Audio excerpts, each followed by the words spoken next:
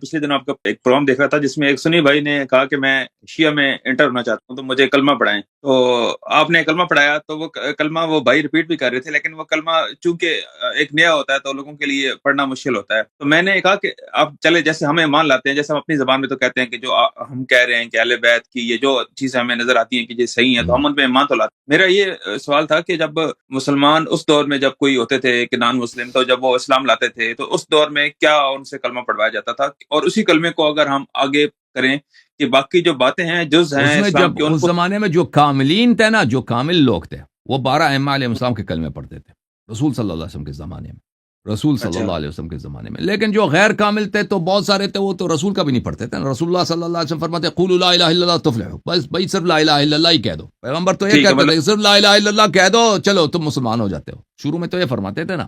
اور جو ٹھیک ہے. عام جو بدو عرب تھے، وہ جو عام بہت ہی ڈیٹ ٹائپ کے عرب دشمن ہیں، وہ گالی دے رہے ہیں نبی صلی اللہ علیہ وسلم کو، ان کو سمجھانے کا موقع نہیں تھا کہ تم اتنی چیزوں پہ ایمان لاؤ.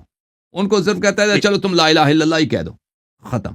ایک ٹھیک ہے. دفعہ وہ لا الہ الا اللہ کہہ دیتا، پھر آگے مزید اس کو باتیں سکھائی جاتی ہیں آہستہ آہستہ. لیکن اس زمانے ٹھیک میں بھی شیعہ احادیث میں موجود ہے جو کامل لوگ ہوتے تھے. وہ مثلا ٹھیک ہے. حضرت خضر آئے ہیں، حضرت خضر جب آئے ہیں تو انہوں نے جب کلمہ پڑھا، انہوں نے 12 اماموں کا کلمہ پڑھا ہے، ٹھیک ہے نا. حضرت ٹھیک زہرا سلام اللہ علیہ بقیہ، وہ انہوں نے 12 ائمہ علیہ السلام کا کلمہ پڑھا.